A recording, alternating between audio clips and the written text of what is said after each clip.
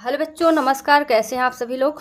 तो ये जो है चैप्टर 1 से जो आपका यूरोप में राष्ट्रवाद का उदय है, यानी कि सामाजिक विज्ञान क्लास 10th के सभी बच्चे सामाजिक विज्ञान का पहला चैप्टर से जो वस्तुनिष्ठ प्रश्न यानी कि बहुविकल्पीय प्रश्न पूछे जाते हैं, ये वो है और सारे के सारे इम्पॉर्टेंट है। ठीक है, यहाँ पर मैं जो भी ली हूँ सब इम्पॉर्टेंट हैं, सभी आपके 2023 बोर्ड में पूछे जाने वाले हैं। ठीक है, तो इन सबको पढ़ना आपके लिए बहुत इम्पॉर्टेंट है।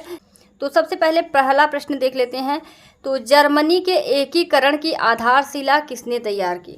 तो जर्मनी के एकीकरण की आधारशिला तैयार किए हैं नेपोलियन बोनापार्ट ने। ठीक है, और ये यूरोप में राष्ट्रवाद का उदय जो है उससे लिया गया है ये बहुविकल्पीय प्रश्न।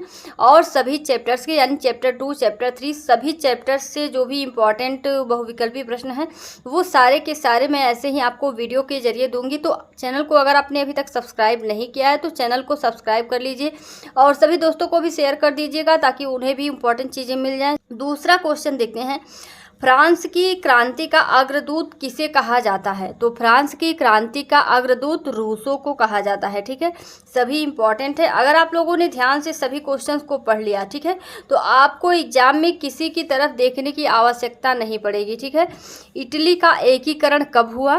तो इटली का एकीकरण 1871 में हुआ। कब हुआ। 1871 में। ठीक है, और फ्रांस की क्रांति कब हुई। तो फ्रांस की क्रांति जो है 1789 में हुई। ठीक है, इटली का एकीकरण किसके नेतृत्व में हुआ। तो किसके नेतृत्व में हुआ। Joseph Garibaldi. ठीक है, किसके नेतृत्व में हुआ। Joseph Garibaldi. अगला क्वेश्चन देखिए, यंग इटली सोसाइटी का संस्थापक कौन था। तो यंग इटली सोसाइटी का संस्थापक मैजिनी था। ठीक है, सभी क्वेश्चन इंपॉर्टेंट हैं। अगला क्वेश्चन देखिए, अगला क्वेश्चन है राष्ट्रवाद का प्रारंभ किस देश में हुआ। तो राष्ट्रवाद का प्रारंभ जो है फ्रांस में हुआ था। अगला क्वेश्चन देखिए, मॉन्टेस्क्यू ने किस सिद्धांत का प्रतिपादन किया। तो मॉन्टेस्क्यू ने अधिकार विभाजन का प्रतिपादन किया। अगला क्वेश्चन, बिस्मार्क जर्मनी का चांसलर कब बना। कौन। बिस्मार्क जर्मनी का चांसलर कब बना। तो 1862 में बना। अगला क्वेश्चन है, द स्पिरिट ऑफ लॉ नामक पुस्तक का लेखक कौन था। तो कौन था। मॉन्टेस्क्यू था। ठीक है, Montesquieu the spirit of law का नाम पुस्तक का लेखक था। ठीक है, और पुनर्जागरण युग का अभ्युदय किस देश में हुआ था। पुनर्जागरण का अभ्युदय इटली में हुआ था। अगला क्वेश्चन जो है 1848 की फ्रांसीसी राज्य क्रांति के फलस्वरूप तो गणतंत्र की स्थापना। ठीक है, गणतंत्र की स्थापना। फ्रांस में गणतंत्र की घोषणा किस वर्ष हुई। तो फ्रांस में गणतंत्र की घोषणा 1848 में हुई।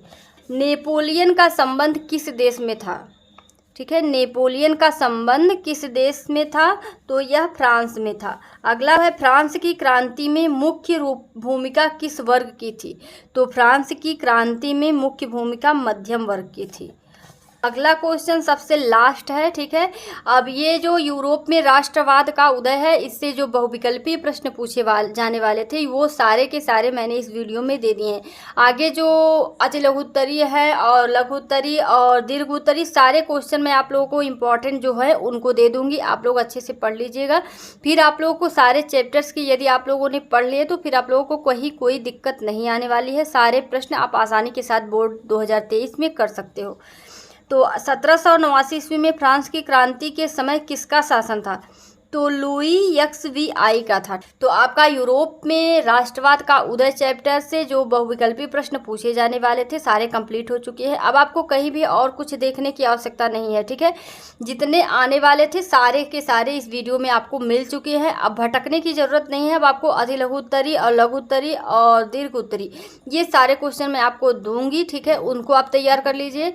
और ज़्यादातर मैं ये चीज़ कहूँगी कि आप लोग भटकिए नहीं, कि ये वीडियो वो वीडियो जो आपको अच्छा लगे। और सबसे बड़ी चीज़ ये है कि जो आपको समझ में आए, जिस टीचर से आपको अच्छे से समझ में आए कि हाँ ये टीचर अच्छा समझाता है, अच्छा समझ में आता है, चाहे वो मैं हूँ या फिर कोई और है, कोई दिक्कत नहीं है कि अगर आप मुझसे नहीं पढ़े। ठीक है, आप कहीं भी पढ़िए, आपको समझ में आना चाहिए। ठीक है, आपके हिसाब की चीज़ मिलनी चाहिए। ठीक है, आप कहीं से भी पढ़िए, बस मुझे ये है कि हर एक सब्जेक्ट में आपके नंबर अच्छे आए। तो चलिए मिलते हैं नेक्स्ट वीडियो में। धन्यवाद।